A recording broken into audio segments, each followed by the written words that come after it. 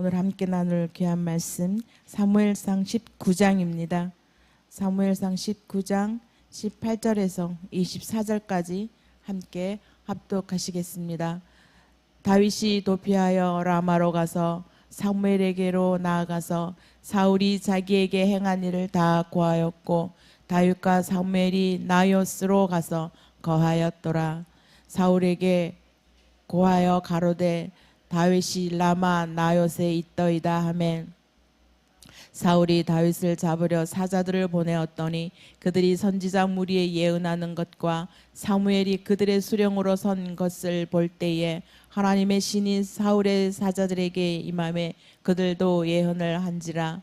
혹이 그것을 사울에게 고하매 사울이 다른 사자들을 보내었더니 그들도 예언을 한 고로 사울이 세 번째 다시 사자들을 보내었더니 그들도 예언을 한지라.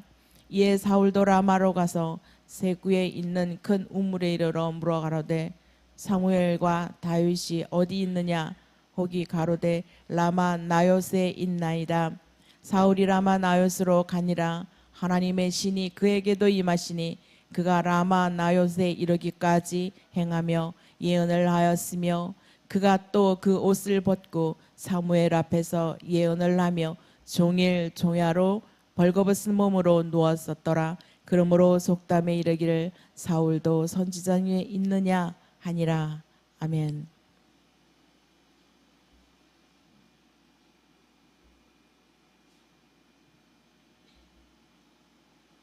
도망가는 다윗이라는 제목으로 함께 은혜를 나누고자 합니다. 오늘 사무엘상 19장은 다윗을 향한 이 사울의 광기가 본격적으로 폭발하죠. 폭발하면서 이제 다윗의 도피 생활이 공식화되는 전환점이 됩니다. 그동안은 암암리에 다윗을 공격하고 그랬는데 이제는 다 공식화되어서 이제 아주 크게 이렇게 다윗을 추격하고 죽이려고 합니다. 다윗은 이제 도피 생활의 시작이 되는 것이죠. 그 사무엘 하까지 이제 다윗이 도피 생활을 하게 되는데요. 1절에서 쭉 살펴보면 사울이 다윗을 죽이려고 요나단에게 그리고 그 신하들에게 명령하기 시작합니다. 이제 다윗을 죽이라고 합니다. 요나단은 그 사실을 다윗에게 이제 말하지요. 은밀한 곳에 숨어 있기를 이야기합니다. 다윗과 요나단은 그 우정 이상의 사랑에 하나님의 사랑이 함께하는 그러한 사이인 것을 익히 알고 있지요. 그럼에도 불구하고 사울은 요나단에게도 다윗을 죽이기를 명령하였습니다. 요나단은 4절 이하로 다윗을 탄원하게 됩니다. 다윗이 무슨 죄가 있나이까? 다윗이 죄가 없다라고 얘기하고 그리고 왕이 죄 없는 사람을 죄로 몰아서 괜히 득죄하지 마십시오라고 탄원을 합니다.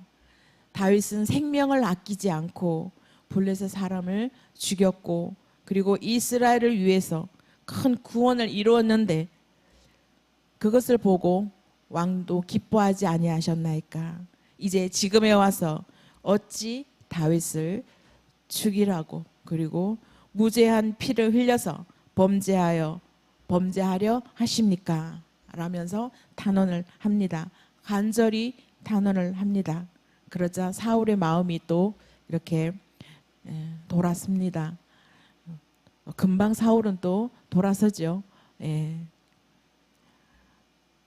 그런데 또 전쟁이 또 일어납니다. 8절에 쭉 가면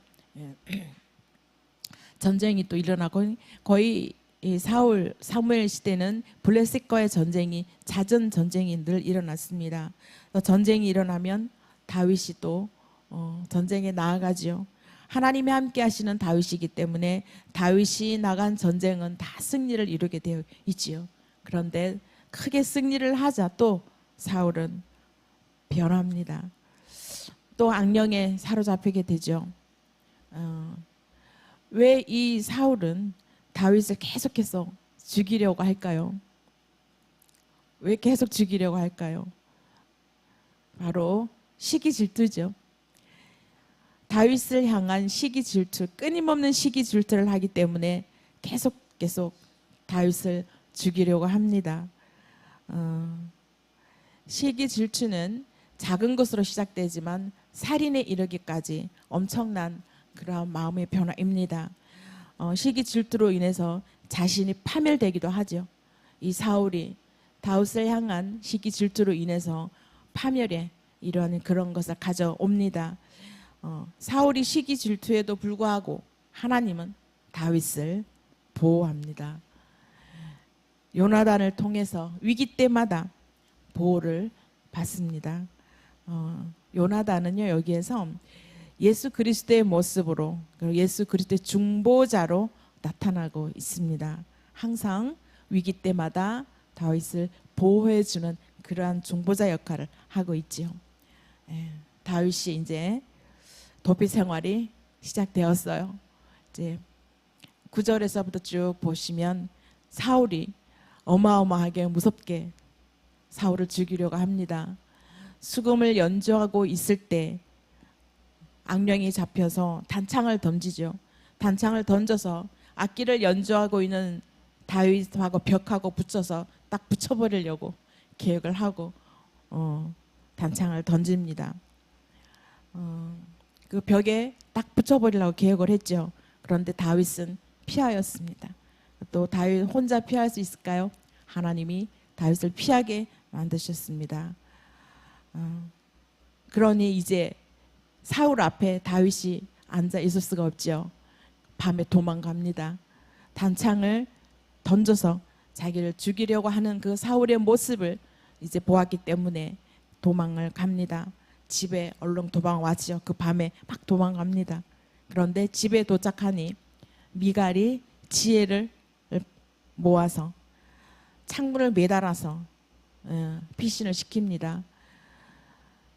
다윗이 도망을 갔을 때 사울의 전령들이 가만히 있었겠어요? 사울이 보내서 다윗을 쫓아서 죽이라고 명령했겠죠.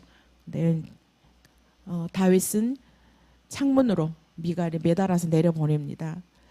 하나님의 뜻대로 살아가려고 하는 이 사람들은 어느 시대를 불문하고 항상 어려움을 겪습니다. 하나님을 믿는다고 해서 탄탄대로가 열려지는 것은 아니죠. 그 안에 수많은 고난과 어려움들을 겪어내야지만이 되는 것입니다. 이 다윗은요, 그리스도의 상징이기도 합니다. 그래서 이곳에서 다윗이 당하는 이 고난, 그리스도의 고난의 한 측면이라는 것을 여기 보여주고 있습니다. 지금 이 위기에 처했을 때 다윗에게 미갈이 구해주죠. 하나님의 사람은 어디를 가든지 어느 곳에 가든지 하나님이 준비한 돕는 자가 항상 있습니다. 여러분도 많이 경험했을 것이라고 믿습니다. 저도 마찬가지고요. 하나님의 사람에게는 하나님은 항상 위기 때마다, 고난 당할 때마다, 힘들 때마다 하나님의 빛을 보여주고 열어주고 도우는 손길을 우리에게 보여주는 것을, 보내주는 것을 우리는 경험합니다. 다윗에게도 항상 그러한 과정이 있었습니다. 다윗은 또한 성경 인물 중에서 하나님께서 가장 합한 자라고 일컬음을 받기도 했죠. 그와 같은 일컬음을 받기 위해서는 많은 연단의 그 과정을 겪어내야지 합니다. 그 과정을 너무도 치열하게 겪어내었습니다. 다윗이 겪은 이 어마어마한 이 연단을 겪어낸 후에 한 세대의 가장 위대한 왕으로, 그리고 하나님이 그 마음에 합한 자다라고 불려질 만큼 훌륭한 왕이기에 그가 당하는 고난은 이루 말할 수 없었습니다. 그릇을 찢는 과정이죠. 우리가 크게 하나님께서 쓰실 사람들은 그 그릇을 찢느라고 엄청나게 고난과 역경과 많은 경험과 체험을 하게 만들죠. 그래야지만이 하나님의 큰 일을 감당하기 때문입니다. 다윗 역시 그러한 그릇을 찌느라고 오랜 기간 동안 하나님이 훈련을 시킨 것을 볼 수 있습니다. 그러한 다윗은 믿지 않는 사람들도요 다윗을 다 압니다. 그래서 대부분 다윗 미국 사람들이 이름을 데이비드라고 이름을 많이 짓습니다. 교회를 안 다녀도 그냥 데이비드라고 이름을 짓더라고요. 그만큼 다윗은 믿지 않는 사람이나 하나님을 믿는 사람이나 모두에게 굉장히 유명한 훌륭한 왕으로 인칭받고 있다라는 것이죠. 다윗은 이제 그 밤중에 미갈이 피신을 시켜서 이제 어디로 가느냐? 라마로 갑니다. 라마에는 누가 살고 있나요? 네, 사무엘이 살고 있습니다. 사무엘이 살고 있는 라마로 다윗은 도망을 갑니다. 사무엘을 만나서 그간 일들을 다 사무엘에게 이야기합니다. 그 마음의 고통과 고충과 사울이 나에게 하는 이런 것들을 다 함께 이야기하고 사무엘은 다윗을 나요스로 데리고 갑니다. 나요스는 지명이 아니고 이렇게 선지자를 양성하는 연구실, 학교라고 보시면 되겠습니다. 이 사무엘은 여러 개의 나요스를 세웠다고 해요. 그 중에 한 곳이 라마에 있는 나요스로 이제 다윗이 숨어 살게 됩니다. 이 잔인은 잔인하게 다윗을 죽이려 하는 사울을 피해서 안전하게 지낼 수 있었던 곳이 바로 이 라마의 나요시였습니다. 하나님은 그의 종을 위해서 이와 같은 장소를 예비하셨던 것입니다. 다윗은 사무엘을 찾아가서 그가 있는 곳으로 나아갔다라는 것, 그것 또한 다윗의 신앙 자세를 우리가 볼 수 있습니다. 내가 힘들고 고통스럽고 마음이 아플 때 어디를 가야 하는 것인지, 여러분은 힘들고 아프고 고통스러울 때 어디로 가십니까? 당연히 우리는 교회로 오죠. 하나님 앞에, 주님의 십자가 앞에 무릎을 꿇습니다. 다윗 역시 이러한 힘든 고통이 있을 때 그 시대의 선지자 사무엘에게 찾아갑니다. 여기까지 하고 이제 미갈 집으로 한번 돌아가 볼까요? 미갈이 다윗을 도피시켰죠. 미갈은 사울의 침실에 어떻게 도피시켰나? 다윗의 침실에 우상을 가져다가 다윗이 자는 척하고 이렇게 모형을 만들었습니다. 우상을 뉘우고 사람처럼 위장을 했습니다. 사울의 전령들이 미갈의 집에 와서 다윗을 찾았을 때 미갈은 다윗이 병들었다라고 거짓말을 합니다. 이때 이 금기 사항이 있는데요. 군인들은 병들어서 누워 있는 군인들은 죽이지 않는 금기 사항 중에 금기가 하나 있었다고 해요. 그래서 병들어서 누워 있습니다라고 하면 군인들이 와도 죽일 수가 없대요. 그게 군법 비슷한 그런 것이었다고 합니다. 그래서 미갈은 다윗이 지금 아파 병들어서 누워 있다라고 이야기를 합니다. 그래서 다윗을 죽이지 않고 돌아가죠. 사울은 어떻게 이야기합니까? 그러면 침상채 가지고 와라. 내가 죽이겠다. 이렇게 이야기합니다. 사울이 정말 대단하지 않습니까? 침상채로 들고 오라고 이야기합니다. 군인이 죽일 수 없는 건 내가 죽이겠다라고 이야기하는 것이죠. 이렇게까지 해서 다윗은 미갈로 인해서 도피를 하게 되었습니다. 여기에서 보면 미갈이 우상을 가져다가 침상에 뉘었다라는 말씀이 나옵니다. 우상 한번 보면은요, 미갈이 우상의 집에 두었다라는 결론이 되는 거죠. 우상을 집에 둔 그러한 불순물이 이제 발견되게 됩니다. 어떻게 미갈이 우상을 섬겼을까요?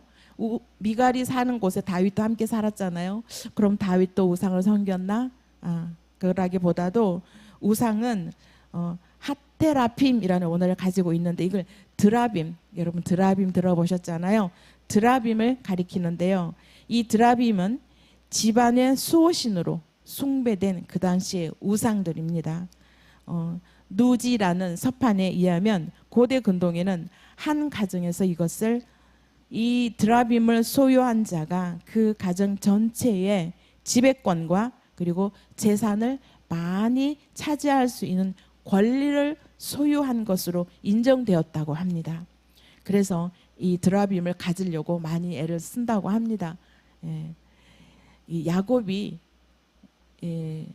라반의 집에서 나올 때 라헬이 가지고 나온 게 드라빔이 있었지요. 그래서 낙타 안장에다가 끼어서 일어나지 않고 있었지 않습니까? 네, 저도 왜 그걸 가지고 나왔나 했더니 여기에서 얘기를 하네요. 드라빔을 훔쳐서 나온 그 이유는 바로 여기에 있다라는 것이죠. 드라빔이 크기가요, 라헬이 낙타 안장에 앉을 만큼 조그만 것도 있고, 거기 조그만 것에서부터 큰, 우리 사람처럼 큰 것까지 다양하게 드라빔을 가정에 소유하고 있었다고 합니다. 미갈이 가지고 있던 이 드라빔은 우상 숭배자였기 때문에 가지고 있었던 것이라기보다도 미갈이 아버지 사울의 정당한 상속자임을 인정받기 위해서 갖고 있었던 것이다 라고 추정되고 있습니다. 그렇지만 이유 여하를 막론하고 드라빔을 가지고 있었다는 것은 그 당시에 이스라엘의 종교 혼합주의적인 그러한 신앙 상태를 보여주고 있습니다. 오늘날도 이 종교 혼합주의로 인해서 굉장히 하나님께서 기뻐하지 않은 그런 상황들이 많이 일어나고 있죠. WCC, 하나님이 원하지 않은 모든 종교들은 다 밑에서 합해서 끝에 가면 구원을 받는다. 이제는 천주교까지 WCC에 가입하는 그러한 상황이 벌어지고 있는 이 현 시대입니다. 그 시대 때도 이렇게 사무엘 이 시대도 아마 종교 혼합주의가 있었던 것 같습니다. 하나님이 기뻐하지 아니하는 일들이 일어났을 땐 하나님의 그 개인에게 어떠한 경고뿐만 아니라 그 나라에 대한 경고가 분명히 있습니다. 하나님이 징계를 내리시면 엄청나게 크게 내리시죠. 이 이스라엘도 하나님께서 흩어버리시는, 우상 숭배로 인해서 흩어버리시는 그러한 일들을 하나님 성경에서 우리가 볼 수가 있습니다. 그런데 우리는 온전히 하나님만 의지하는, 하나님만 사랑하는 그러한 믿음을 가지는 것이 얼마나 중요한 것인지 또 한번 여기에서 봅니다. 다윗은요, 그 밤에 미갈의 도움으로 이제 사무엘에게 갑니다. 다윗이 굉장히 행복한 사람이죠. 힘들고 어려웠을 때 혼자 외로이 어디 가서 숨어 있는 것이 아니라 갈 곳이 있었다라는 것입니다. 갈 곳이 생각났다는 것이죠. 사무엘이 생각났다는 겁니다. 굉장히 행복하죠. 위기가 있을 때, 내 마음이 공고할 때, 내 마음이 고통스러울 때 찾아갈 수 있는 곳이 있다라는 것은 우리가 얼마나 감사한 일인지 모릅니다.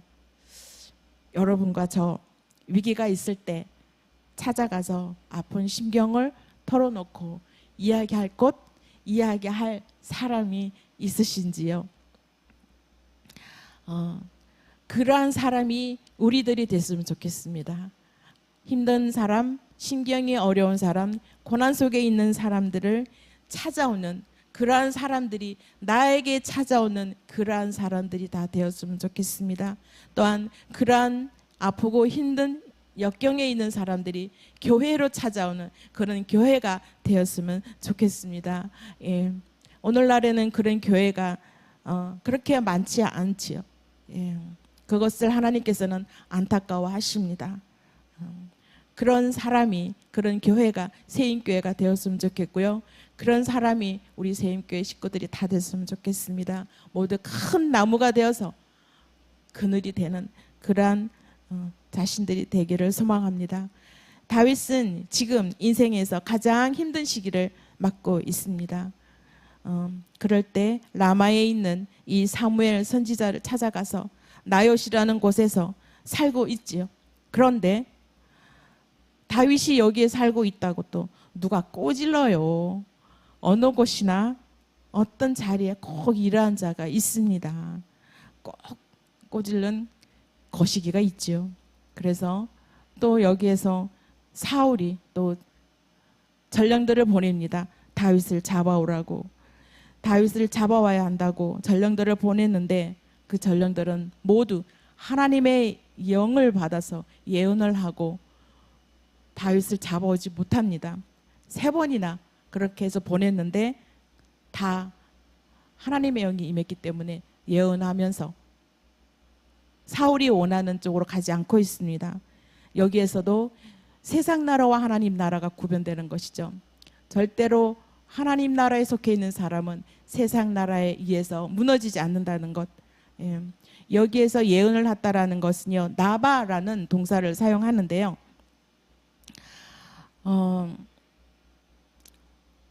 하나님이 갑자기 하나님의 영에 의해서 자의식과 그 목적을 상실하게 되는 것을 이야기합니다. 그 예언을 했다라는 이야기가.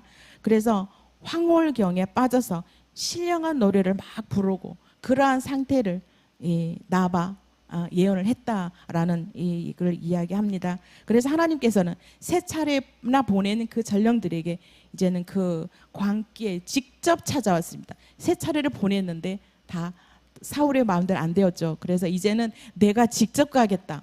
직접 가서 내가 다윗을 잡아오겠다라고 직접 나윗으로 옵니다. 그런데 그 사울의 광기에 직접 찾아온 사울마저도 자의식을 잃어버리고 황홀경에 빠지게 됩니다. 다윗을 죽일 수 없게 하나님께서 하셨지.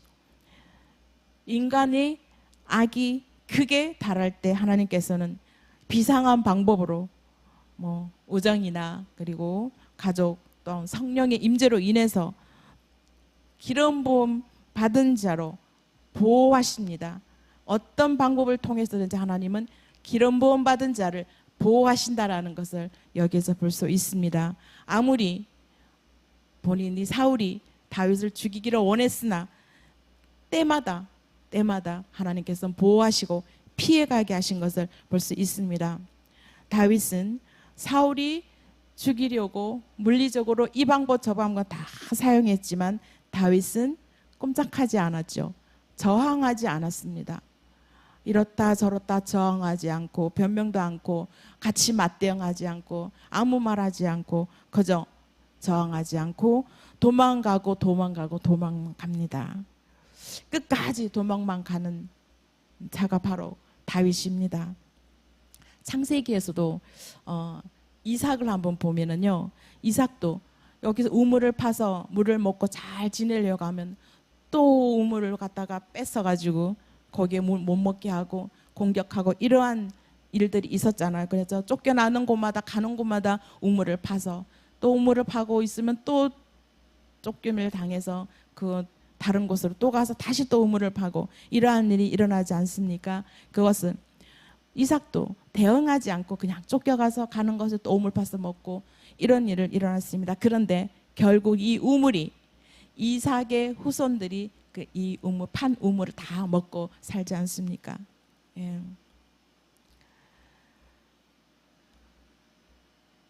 24절까지 한번 쭉 가보겠습니다.